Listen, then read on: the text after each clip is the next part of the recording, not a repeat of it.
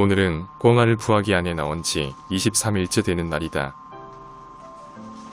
지금까지 수많은 알들을 부화해본 경험상 보통 건강한 새끼는 부화 예정일 하루 전에 태어났고 건강하지 못한 새끼들은 하루 후에 태어났다. 그런데 아직까지 11개의 알 중에서 태어날 기미가 보이는 것은 없다. 습도가 높게 유지되는 외부 환경이 부화기에까지 영향을 미치게 된 것이다. 그 다음날이 되어서도 아무런 변화가 없는 알들을 보며 이번 부화는 실패로 끝났다고 생각하고 알들을 모두 묻어주려고 생각했다. 하지만 혹시나 하는 마음에 그날 오후까지 기다려보기로 했다. 그런데 그날 오후 좌측 맨 앞에 있는 알에서 희미하게 콕 자국이 있는 것을 발견했다. 그래서 단 한 마리라도 좋으니 제발 부화되기를 간절히 바라며 기다려보기로 했다. 그날 저녁 내가 못 본 사이 꺼병이 2마리가 태어났다. 그리고 또 다른 알 2개가 부화하려고 아둥바둥거리고 있다. 크기가 크고 껍질이 두꺼운 고위알의 경우 부화하는 데에만 하루 종일 걸리는데 반해 크기가 작은 꽁알은 부화하는데 그리 오랜 시간이 필요하지 않았다. 그리고 그 다음날 아침까지 모두 5마리의 꺼병이들이 태어났다. 11개의 유정란 중에서 5마리가 태어났으니 부화율은 그다지 높은 편은 아니다. 그리고 이렇게 된 데에는 습도가 굉장히 높은 장마철이라는 악조건이 작용했으리라 생각한다. 이제 남은 것은 태어난 꺼병이들을 키워줄 엄마닭에게 데려다 주는 것인데 보통 가장 좋은 시간대는 어두워진 밤 시간이다. 성격이 예민한 암탉들은 자신이 낳은 병아리가 아니라고 생각하면 심하게 쪼아서 죽여버리기도 하기 때문이다. 하지만 나는 밤이 될 때까지 기다리지 않고 낮 시간에 데려다 주기로 했다.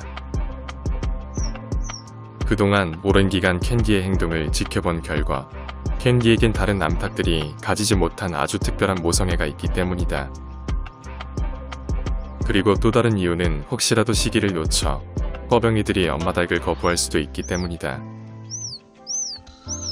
요즘같이 온도가 높은 여름철 꺼병이들이 엄마 품속으로 들어가지 않는다면 제 아무리 캔디라도 어쩔 수 없는 상황이 발생한다. 이런저런 이유로 대리모 캔디는 대낮에 꺼병이 5마리를 양자로 받아들였다. 처음으로 꺼병이를 본 순간 캔디는 거부감을 드러냈지만 캔디의 심성을 잘 알고 있는 나는 그다지 걱정하지 않았다. 모성애가 강한 캔디는 어린 생명체에게 해코지를 할 성격이 못되기 때문이다. 나는 그동안 캔디가 품었던 가짜 알들을 빼내고 그 자리에 갓 태어난 어린 꺼병이들을 넣어 품도록 했다. 이제 남은 것은 시간이 흘러가도록 기다리는 것뿐이다. 엄마와 자식으로서 유대관계를 형성하려면 꺼병이들이 엄마의 따뜻한 체온을 느끼며 마음의 안정을 찾아야 하기 때문이다. 그리고 캔디에겐 이 시기가 엄마로서 인정받는 가장 중요한 시간이다. 내일 아침이 될 때까지 엄마의 따뜻한 체온을 충분히 느끼게 된다면 꺼병이들은 캔디를 진짜 엄마로 받아들이게 될 것이다. 다음날 아침 캔디와 꺼병이들은 둥지에서 나와 모이를 먹기 시작했다. 지난밤 엄마닭의 품속에서 따뜻하게 지낸 꺼병이들은 캔디를 엄마닭으로 받아들인 것 같다. 5마리 중 하루 먼저 태어난 2마리는 산만하게 돌아다니는데 반해 늦게 태어난 3마리는 캔디 옆에서 떨어지지 않는다. 지난번 어설픈 행동으로 어린 꺼병이들을 밟고 다녔던 관우와 달리 캔디는 아주 노련한 모습으로 꺼병이들을 리드하고 있는 느낌이다.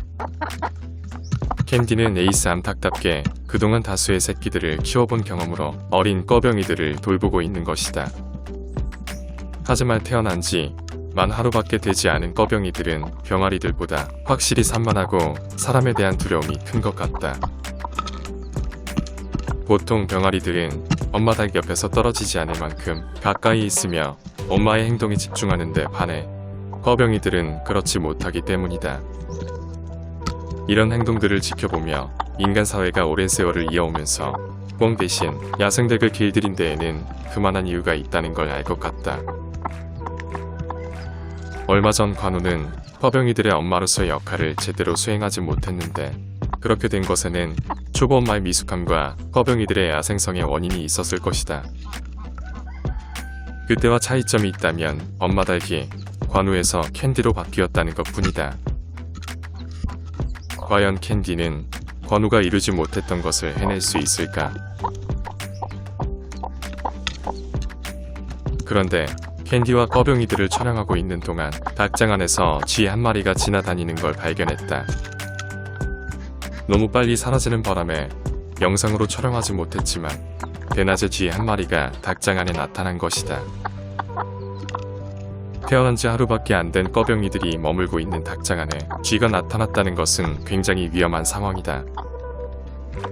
아마도 쥐는 닭 사료의 냄새를 맡고 이곳에 왔을 가능성이 높다. 쥐가 지금은 닭 사료를 먹기 위해 이곳에 왔겠지만 꺼병이들을 그냥 내버려두지 않을 가능성이 높다. 어떻게 해야 할지 고민한 나는 어쩔 수 없이 쥐를 잡을 때까지 캔디와 꺼병이들을 가두어서 키우기로 결정했다. 그래서 생후 50일이 지난 꺼병이 2마리에게 자유를 주고 그 케이지 안에 새로 태어난 꺼병이들과 캔디를 지내게 하기로 했다. 관우도 이미 떠나버린 상황에서 이 녀석들을 더 이상 가둬서 키우는 게 힘들다는 생각 때문이다. 부디 녀석들이 이곳 농장을 떠나지 말고 오랫동안 함께 이곳에 살아주기를 바란다. 태어난 지 일주일이 안 된 어린 조류들은 쥐들이 가장 선호하는 먹잇감이다. 엄마 닭 주변에 있으면 그나마 보호받을 수 있지만 산만하게 돌아다니는 꺼병이들을 엄마 닭이 다 보호하기 어렵기 때문이다. 게다가 닭들은 깜깜한 밤에 시력이 현저히 떨어지지만 쥐들은 그런 깜깜한 밤에 주로 사냥을 하니 운이 나쁘면 하루 밤 사이 모든 꺼병이들을 잃을 수도 있다. 캔디와 꺼병이들이 갇혀서 지내는 게 불편할 수도 있겠지만 이런 경우 안전을 최우선으로 삼아야 한다. 쥐가 나타난 곳에 쥐잡이용 끈끈이를 설치하기로 했다. 사실 이런 걸 처음 사용해보기 때문에 얼마나 효과가 있는지는 잘 모른다. 하지만 지금으로선 이 방법 외에 다른 괜찮은 방법이 떠오르지 않는다. 사람에게는 각각 가장 혐오하는 동물들이 있을 텐데 나는 뱀 다음으로 싫어하는 동물이 쥐이다. 포도와 앵두에게 부탁해서 좀 더 열심히 쥐 사냥을 하도록 해야겠다.